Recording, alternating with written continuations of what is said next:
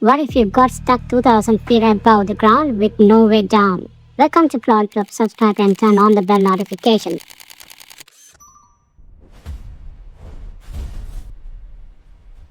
So this story starts with Becky and her husband Dan climbing a mountain together, while Becky's best friend Hunter is with them too. Everything feels normal until Dan grabs onto a small crack in the rock and suddenly Snake jumps out. Dan loses his balance and ends up hanging by the rope. At that height, Becky and Hunter can't even reach him, and seconds later, the rope snaps. Dan falls straight down and dies. After that, Becky's life completely changes. Almost a whole year passes, but still, she can't move on from Dan's death. She becomes depressed, starts drinking too much, and keeps calling Dan's phone even though she knows he's gone. She even keeps his ashes with her all the time. One day, Becky meets her dad, James, who tries to help her because he hates seeing his daughter completely broken like this. But Becky shuts everyone out. Later, Becky almost tries to end her own life and stops when suddenly she gets a call from Hunter after a long time. Becky goes to meet her, and honestly, talking to Hunter finally makes her feel a little alive again. But Hunter already had a crazy idea. She wants Becky to face her fear by climbing an abandoned 2,000-foot TV tower. Becky instantly refuses because after Dan died, she became terrified of heights. But the next day, while looking at Dan's ashes, Becky changes her mind. She decides spreading Dan's ashes from the top of the tower would be a perfect goodbye, so she agrees to go. The next morning, both girls start their journey. During the drive, Becky notices pictures on Hunter's phone where some guy has his hand on Hunter's shoulder. Now, as far as Becky knows, Hunter doesn't even have a boyfriend, so she asks about it. But Hunter just laughs it off like it's nothing. That night, they stop at a motel, and from there, they can already see a giant tower with a blinking light on top, so planes don't crash onto it. While talking, Becky notices her phone battery is almost dead. That's when Hunter removes a bulb from a lamp and charges the phone directly from the socket. At that moment, Becky has no idea this tiny trick is literally going to save her life later. The next morning, they finally reach the tower, and this thing looks absolutely destroyed. The higher Becky looks, the more scared she gets. Her entire body starts shaking. Hunter comforts her, saying after Dan died, she was scared of everything too, but eventually she learned to beat that fear.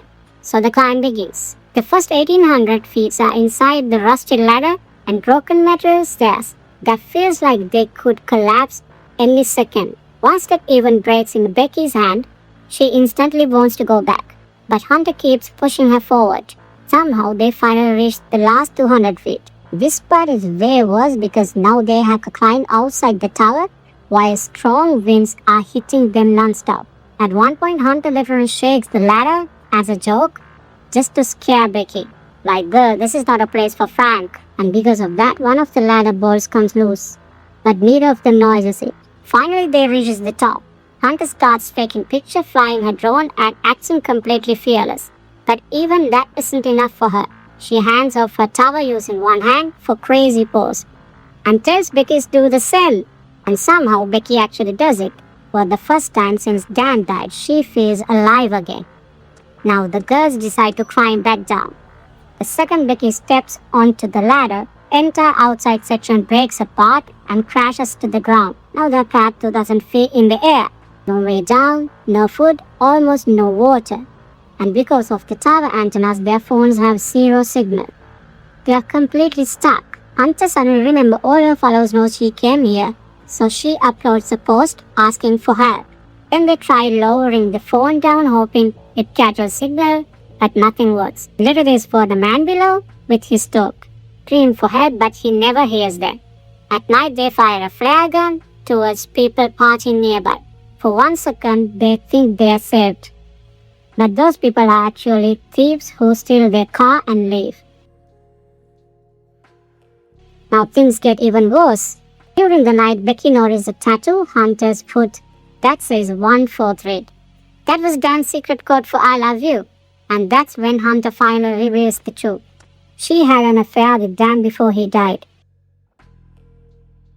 Becky is completely shattered. The next day, Hunter risks her life climbing down with a rope to grab their backpack because it still has food and supplies. But while climbing back, her hand slipped. Becky thinks Hunter falls into her death. Then suddenly Hunter appears again hanging from the bag and Becky pulls her back up. Later they try sending a help note using the drone. But halfway there, the battery died and the drone returns. Everything keeps failing. That night Becky falls asleep and dreams vultures are eating hunters alive. But the next morning she realizes something horrifying. It wasn't a dream. Hunter actually died the moment she slipped earlier. Everything after that was just Becky's hallucinating because she was completely alone, terrified, and mentally broken. She has been surviving by herself this entire time. Now Becky finally faces reality. A storm hits the tower, vultures attack her, and she literally kills one with her bare hand just to survive. Then she comes up with one final desperate plan. She types a goodbye message for her dad, puts her phone inside Hunter's shoe, and stuffs it into Hunter's dead body. Then she throws the body off the tower. As the body falls, the phone finally catches signal. The message gets delivered. James immediately calls the police and rescue team. They rush to the tower and finally save Becky. In the end, Becky finally understands how precious life really is because even when life feels broken, surviving is still worth it. Thank you for watching Plot Drop. Stay tuned with the channel for more insane movie explanation like this because here nothing is ever what it seems.